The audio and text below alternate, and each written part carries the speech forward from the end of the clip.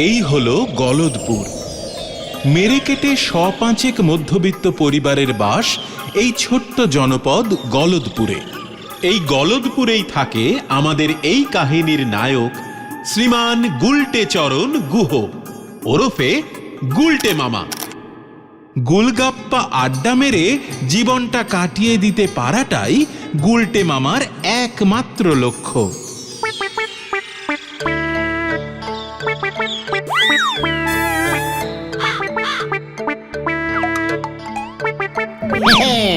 ঘটন পাঁচু, ইচ্ছে করলেই আড্ডা দেওয়া যায় না রে, আড্ডা মারতে জানতে হয়। ভেন্ডিটা এখনো এলো না? তোদের আমি পই পই করে কতবার বলেছি, একটা ডিসিপ্লিন না থাকলে ভালো আড্ডাবাজ হিসেবে জীবনে প্রতিষ্ঠিত হতে পারবি না।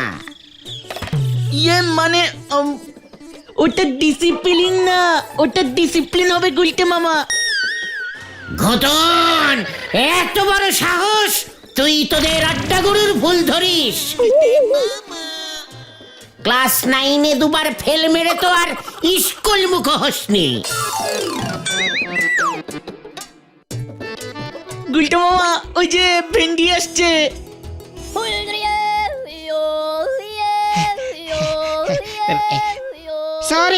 সরি গুলটে মামা, একটু দেরি হয়ে গেল আর কি। পাক্কা 6.5 মিনিট লেট করেছিস থেকে আসতে, বলছিস কিনা একটু দেরি হয়ে গেল। তুমি কি বলতে চাইছো একটু খোলসা করে বলবে গুলটে মামা? এই গলদপুরের উত্তর দিকটা কোন দিকটায় পড়বে রে?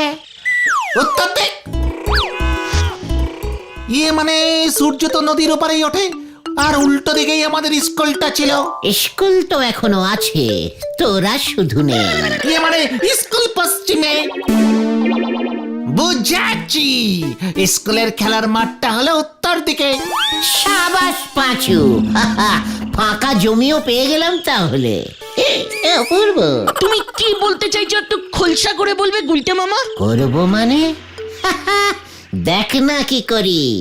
অত বড় মাঠটা শুধু শুধু স্কুলের বকাটে ছাত্রগুলোর জন্য ফেলে রেখেছে, ওটা এবার একটা বিশাল বড় কাজে লাগাতে হবে। তৈরি হ তোরা, কোমর বেঁধে তৈরি হ। তোদের লিডার গুলটে মামা ডাক ছেড়েছে। তুমি যতই ডাক ছাড়ো, তোমার ডাক হেড স্যার শুনলে তাও। গুলটে মামা, স্কুলের মাঠে কিছু করতে হলে কিন্তু হেড স্যারের পারমিশন লাগবে গুলটে মামা। হেড স্যার মানে তো নটু বাবু, নটেশ্বর সরখেল। আমি যেবার আমার স্কুলের জীবন থেকে পদত্যাগ করে আড্ডা জীবনে প্রবেশ করলাম, সেই বছরই নটুবাবু গলদপুর হাই স্কুলে পদার্পণ করিয়াছিলেন। ওরে গলদপুরের বলদ ছেলের দল, তোরা কোনো চিন্তা করিস না। নটুবাবু আমাকে যথেষ্ট করে, আমাকে চেষ্টা করিলেও উনি ভুলিতে পারিবেন না। চল সকলে ওনার সঙ্গে মুখোমুখি সাক্ষাৎ করি। উনি যখন শুনিবেন ওনার স্কুলের একজন প্রাক্তন ছাত্র এত বড় একটি কার্য করিতে চলিতেছে, দেখবি গর্বে ওনার বুকের ছাতি হাতির মতো ফুলিয়া উঠিবে। আরে বাবা, তুমি করবেটা কি সেটা তো আগে বলো। সময় হলেই সব জানতে পারবি। হজম করতে পারবি কিনা গ্যারান্টি দিয়ে বলতে পারছি না। আজ রোববার, এখন হেড স্যারকে নরদার চায়ের দোকানে পাবো, এই ব্যাপারে আমি তোমাকে গ্যারান্টি দিচ্ছি গুলটে মামা। ওরে গলদপুরের বলদ ছেলের দল, তোরা চল রে চল রে চল, দঙ্গল বেঁধে মঙ্গল করতে যাই ওই নরার চায়ের দোকানে।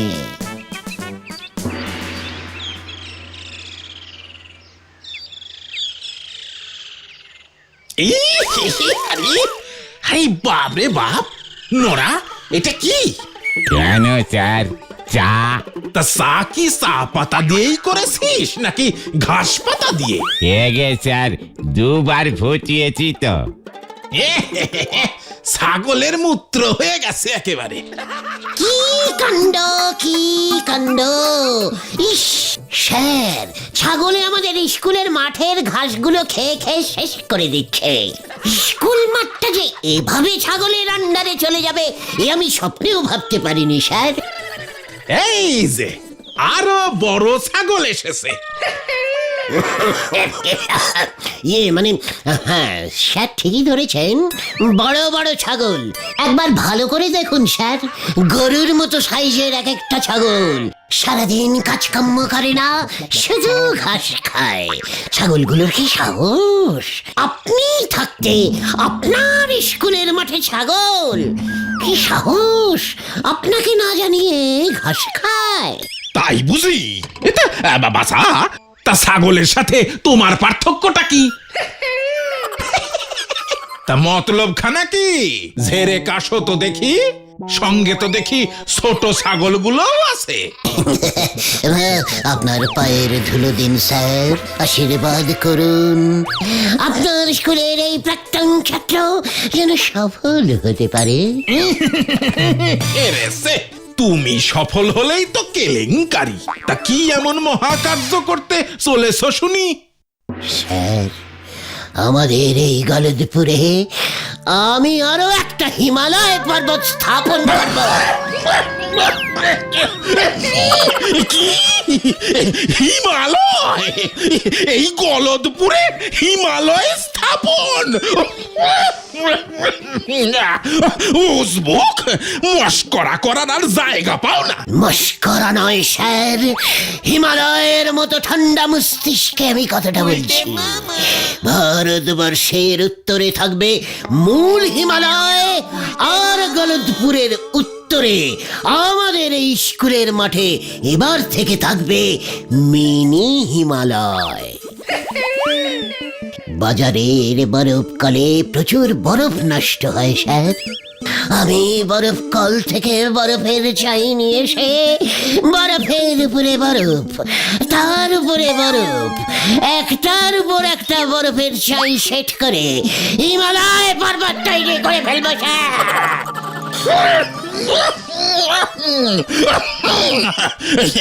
নরা, নরা, এক গ্লাস ঠান্ডা জল দে ভাই।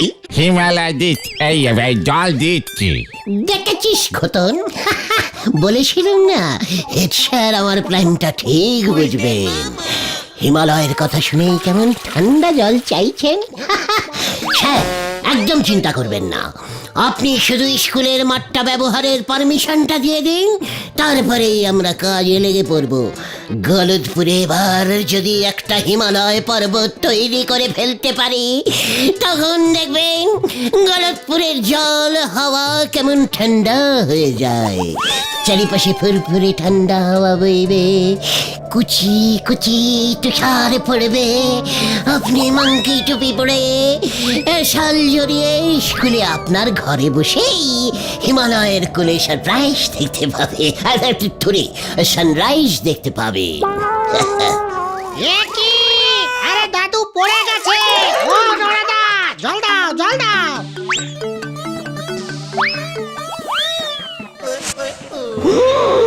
এরপরে আমাদের গলদপুরে জল কত সস্তা হয়ে যাবে, কলের আর প্রয়োজনই হবে না। কিভাবে গুলটে মামা?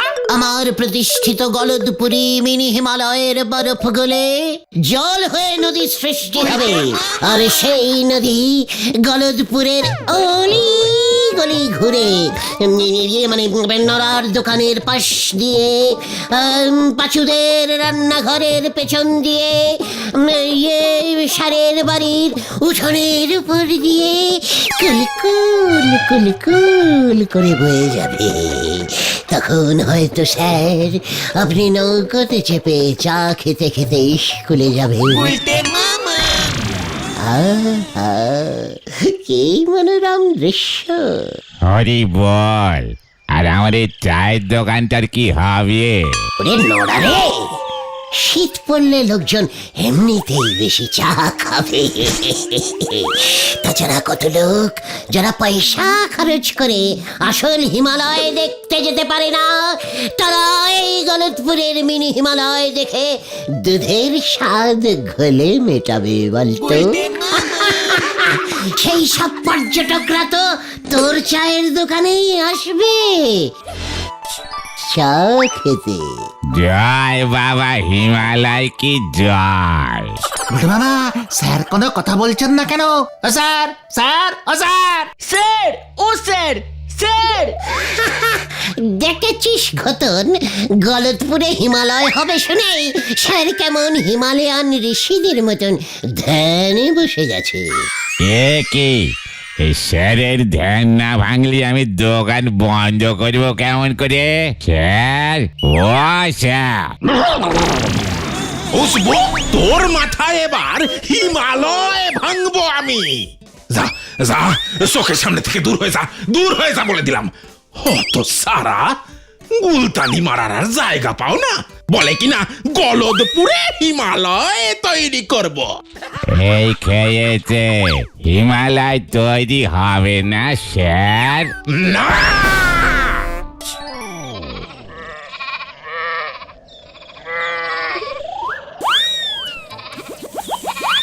তাহলে এখন কি হবে? হেড স্যার তো মাঠটা তোমাকে ছাড়বে না বলেই মনে হলো। যাই বলো না কেন, তুমি যে এরকম একটা বোম্বাস্টিক আইডিয়া ছাড়বে আমি তো সেটাই বুঝতে পারিনি গুলটে মামা। পাক্কা আড্ডাবাজের মগজ থেকে এমন সব আইডিয়াই বের হয় রে বলদের দল। তাতে আর লাভ কি হলো বলো? হিমালয় পর্বত তো আর তৈরি করা যাবে না। হেড স্যার তো শুনেই ভিড়মি খেয়েছেন। তাছাড়া এত বড় হিমালয় পর্বত তৈরি করতে তো প্রচুর বরফ লাগবে। এত বরফ আমরা পাবো কোথায়? আর পেলেও এত বরফ কিনতে প্রচুর টাকা লাগবে। এত টাকাই বা পাবে কোথায় গুলটে মামা? ওরে আমার গলদপুরের বলদ ছেলের দল, আগে এই মাঠটাকে পাই, তাহলে দেখবি বাকিটা জোগাড় হয়ে যাবে। রামচন্দ্রের বানর সেনারা যদি পাথর দিয়ে অত বিশাল একটি সমুদ্রে এপার ওপার সেতু তৈরি করতে পারে, তবে আমরাই বা বরফের উপর বরফ, তার উপরে বরফ, তার উপরে আরো বরফ ফেলে ফেলে মিনি সাইজের একটা হিমালয় পর্বত তৈরি করতে পারবো না? তার মানে তুমি কি বলতে চাও গুলটে মামা? আমরা বানর? না, হাঙর। একদম ইডিয়েস্টিকের মতো কথা বলবি না বলে দিলুম ভেন্ডি।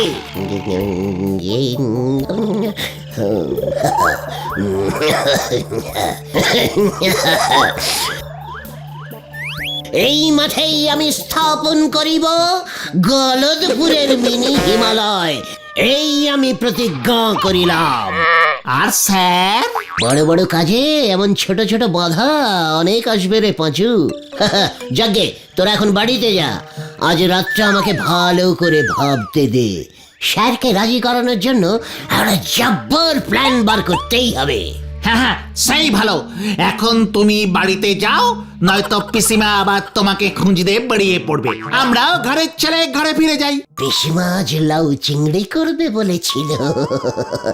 ভালো কথা মনে করেছিস পাঁচু, তোরা বাড়ি ফিরে যা। আগামীকাল সকাল ঠিক 9টায় গজাদার বাগানে গুপ্ত মিটিং কল করিলাম। সকলে ঠিক সময় মতো হাজির থাকবি, মনে থাকে যেন।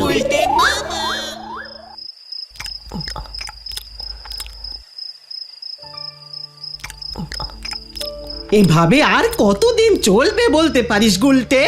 তোর পিসে মশাইয়ের জমানো টাকা তো সব শেষ হয়ে আসছে। এবার তো কিছু একটা কাজকর্ম কর। আর বেশি দিন এভাবে চলবে না পিসিমা। একবারে শুধু হিমালয়টা তৈরি করতে দাও, তারপর দেখবে তোমার দুঃখের দিন শেষ। সারা পৃথিবী থেকে কতগুলো যে সোনার মেডেল পুরস্কার পাবো তা তুমি গুনেও শেষ করতে পারবে না পিসি। কি, তুই হিমালয় পর্বত তৈরি করবি গুলটে? তোর বাপমা যে কি জিনিস আমাকে দিয়ে গেছে তা যদি একবার ওরা দেখে যেত। তোর ঘাড়ে ভূত সত্যি সত্যি চেপেছে গুলটে। ওঝা ডেকে তোকে ঝাড়াতে হবে দেখছি এবার। কি কি কি কি কি কি কি বললে? ভূত? ইয়েস পিসিমা, ভূত। ভূত এবার সত্যি সত্যি চাপবে।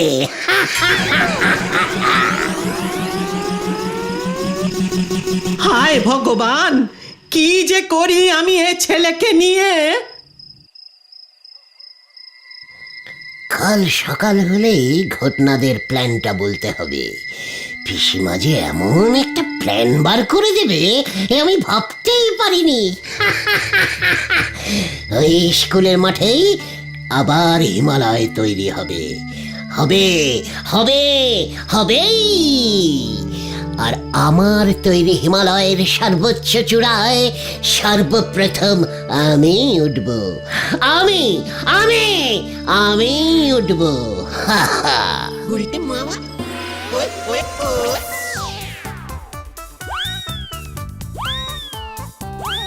এই তো আর একটু গুলটে মামা, আর একটু।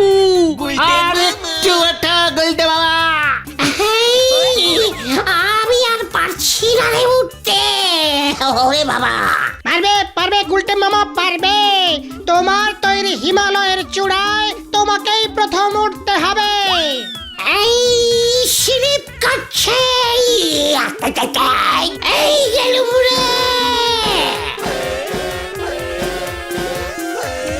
ও বাবা, উড়ি বাবা রে, গোবরটা বুঝি গেল রে। ওরে বাবা, আমি কি স্বপ্ন দেখলুম রে। ওরে বাবা,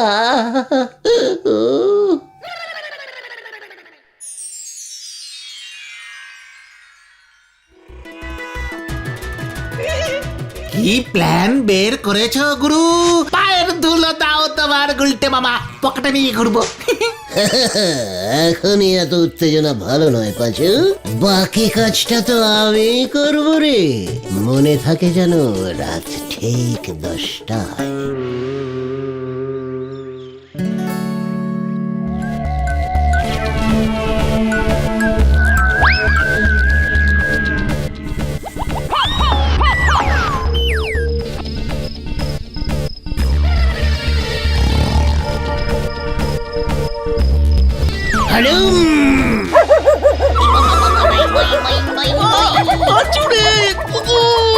আমার মা, যা যা যা, ওই যে ওই যে ওই যে।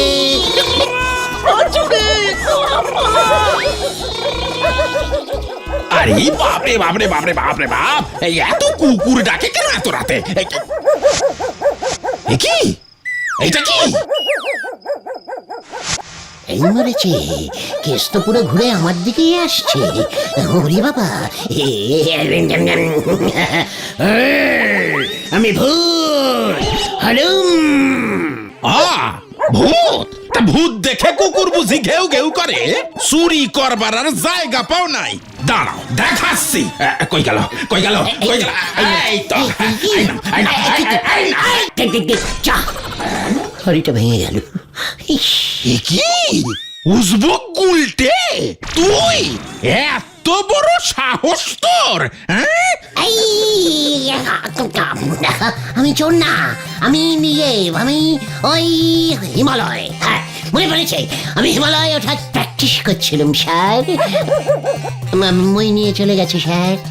মই মই তোর মাথায় এবার আমি দই ঢালবো, দাঁড়া। আই গেলুম রে, পুরিয়া বাপ রে বাপ।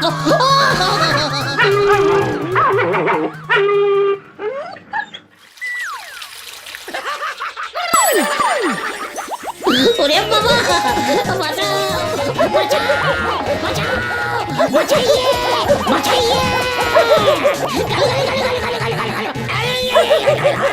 ওরে বাবা, বাঁচাও, বাঁচাও, বাঁচাও, বাঁচাইয়ে, বাঁচাইয়ে। ওরে বাবা, ও মাগো, ও মাগো, তোরা যে এইভাবে আমার সাথে বিশ্বাসঘাতকতা করবি আমি বুঝতে পারিনি রে। আমায় আগায় তুলে মই সরিয়ে নিলি। কি করবো গুলটে মামা, ওই কুকুরটা এসেই তো সব গন্ডগোল করে দিল। আমি আর হিমালয় পর্বত স্থাপন করব না রে ভাইগণ। কেন গুলটে মামা, কেন আমাদের উপর রাগ করে? না রে ভাইটু, ওই কুকুরগুলোর জন্য। মানে সামান্য কুকুরের ভয়ে তুমি তোমার এত বড় একটা পরিকল্পনা বাতিল করে দেবে গুলটে মামা? ভয় না রে, ভয় নয়, ভালোবাসায়। মানে হ্যাঁ রে ভাইটুগন, ওই কুকুরটার রাগের কারণ আমি বুঝতে পেরেছি। কি কারণ গুলটে মামা? আমি যদি এই গলদপুরে হিমালয় পর্বত তৈরি করি, তবে যে গলদপুরে সবসময় কনকনে ঠান্ডা থাকবে। মানুষরা মানে তোরা সবাই তখন শাল, কম্বল, সোয়েটার, মাংকি টুপি পরে থাকবি, কিন্তু ওই কুকুরগুলো, ওই নিরীহ কুকুরগুলোর কি হবে তখন, সে কথা কখনো চিন্তা করেছিস? না তো। দরকার হলে এই কুকুরগুলোকেও সোয়েটার পরিয়ে দেব আমরা। ওইখানেই তো ওদের আপত্তি রে। বাবা গো, উফ, খুব ব্যথা। কাল রাতে ওরা তো আমাকে সকলে মিলে ঘিরে ধরে যখন ওদের এই দুঃখের কথাই বলছিল, তখন আমি ওদের বলেছিলুম যে বিনামূল্যে আমি ওদের সোয়েটার উপহার দেব, কিন্তু ওরা তো কেউ রাজি হলো না। কেন? পাছে সোয়েটার গায়ে চাপালে ওরা যদি ভেড়া হয়ে যায়, সেই ভয়ে। জয় আমাদের আড্ডা গুরুর জয়। গুরুদেব, পায়ের ধুলো দাও গুরুদেব। তাই তো এই অবলা কুকুরগুলোর জন্যই আমি আমার এই হিমালয় স্থাপনের মহান পরিকল্পনা বাতিল ঘোষণা করিলাম। কিন্তু কুকুরগুলো জানলো কেমন করে যে তুমি গলদপুরে হিমালয় পর্বত বানাতে চাইছো?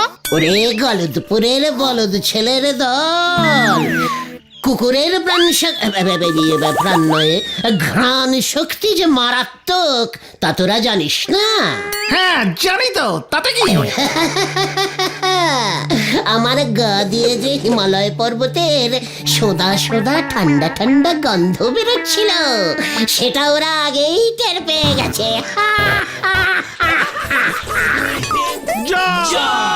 আড্ডা গুরু গুলটে মামার জয়। ওরে বাবা, ও বাবা, ও বাবা।